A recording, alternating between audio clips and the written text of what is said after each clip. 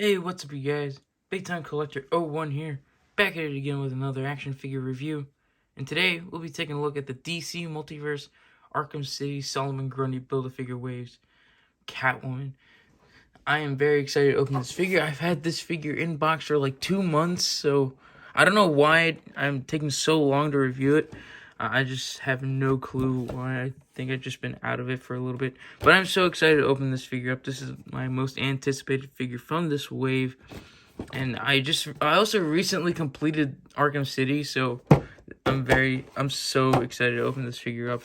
Catwoman's one of my favorite Batman characters, and one of my favorite characters to play as in Arkham City. So let's get to it and open her up. Catwoman comes with the torso to the Solomon Grundy Build-A-Figure. Before we take a look at the figure, let's take a closer look at her accessories. She comes with your basic DC Multiverse stand, and a trading card with a image of Catwoman from the game. I'm not used to seeing this image in color. It does look cool though. It's usually in the promotional black and white. And here's a bio on the back if you want to read it. Pause it now. And she comes with this whip. It's pretty cool. I do like it. It's pretty long. Really appropriately, sized. I like this size. I don't have the movie Catwoman, but I think that whip was a little too small. But I do like how this one's longer.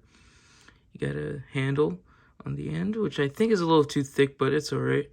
And it's not like super pre-posed, so I really do like this this pre-posed whip. It's pretty cool. Would have been cool if it was like an actual string or bendy wire. Now let's take a closer look at Catwoman. Starting off with the head. It is beautiful. I love this head sculpt. It looks so accurate to the game and just looks great. I can just hear her speak from the game. It's awesome. You got the red goggles looking great. I think the gold label version should have the goggles down because that's also a cool look. But, nice texturing on the mask here. Love the ears. Love her green eyes. You can see her green eyes looking great. Nice, paint applications on the lipstick. You got a little choker there with the little silver like medallion or something. Looking good. Moving on to the rest of the suit. It looks great. It's mostly black, but that's very accurate to the game. And surprisingly, we get some cleavage with this figure. I didn't think we'd get that much, but it's, that's Catwoman for you. So, I mean, there's a lot of things to like about this figure. And you got nice texturing on the bodysuit. You got the zipper painted nicely in silver. Here, turning it over to the back, you got more nice texturing.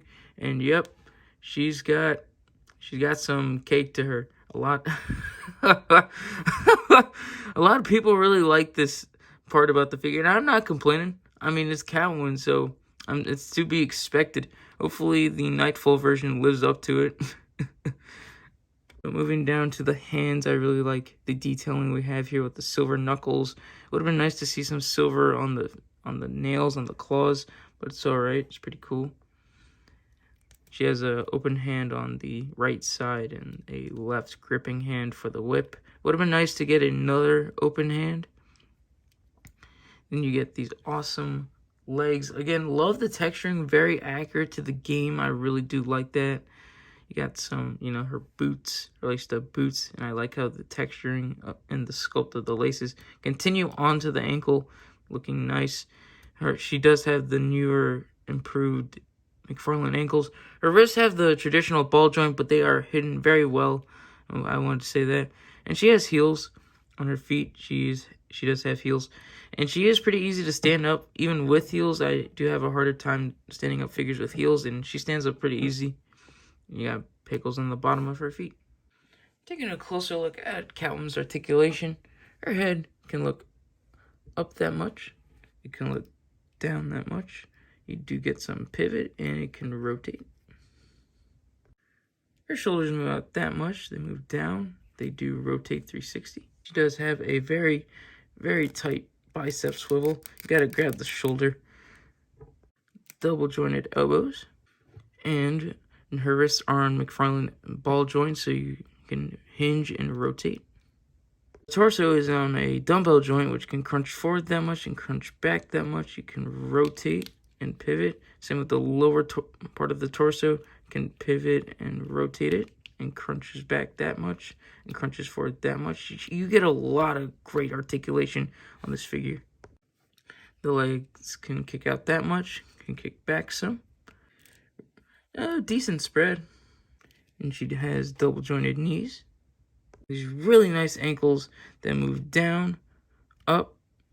They do rotate and pivot. And she has toe articulation, which is really stiff. Measuring her out, she comes to around 7 1/8 inches tall. And comparing her to a few comic book style Batmans, here she is next to the 3 Jokers Batman and the Rebirth Batman. And I think she scales really well with the 3 Jokers Batman.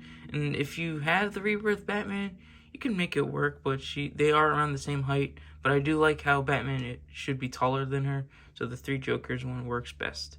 Here she is next to a few Batman rogues and a few members of the Bat family. Sticking with the video game theme, we have Nightwing and Robin from Gotham Knights, and Joker from Mortal Kombat 11, and Arkham Knight. Here she is next to her wave mate. We have the Arkham City Batman, and I gotta say, I do like the scaling between these two. I gotta say, this figure's pretty good. I really do like it. She has great articulation, especially in the torso and the elbows and knees. The sculpting is great. I love all the new parts that we're getting with this figure. It's all new, unlike Batman where it's mostly reused. This figure is all new, and I really do like it. The whip is a great accessory. I do like how the pre-pose doesn't look really weird. It would have been nice to get a coiled up version for some weapon storage, but it's not required. And it also would have been nice to get some interchangeable hands, but also not required. It looks like she jumped straight from the game onto the shelf. It looks great. And yeah, I'm really liking this wave so far with Catwoman. Batman's just okay, but can't wait to get Penguin and Ra's al Ghul to finish out this Build-A-Figure. And I really did like Arkham City. It's one of my favorite Batman games or DC games in general. I just recently finished it, and playing as Catwoman is always fun. And I can see the hype for this figure. Everyone says this figure is like maybe the best DC Multiverse figure out there right now, and I gotta agree. She is very fun to pose around. She has great articulation and great sculpting. A lot of people say the diaper or the little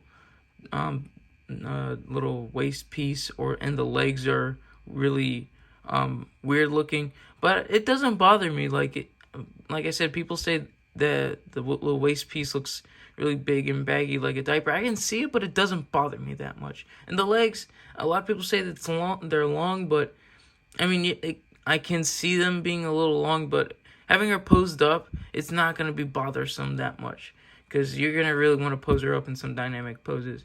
Is because, again, the articulation really helps, and having those long legs kind of help out with the articulation, especially with the bend, so I won't be complaining about more articulation. If you want this figure right now, I did get her at Target. You can get her there too. You can also get her from the McFarlane Toy Store and Amazon for $24.99. And yeah, that's my review. I hope you guys enjoyed this review, because I really did enjoy this figure. And I hope you guys leave a like, comment down below, and subscribe. And I'll catch you guys in the next one. See ya.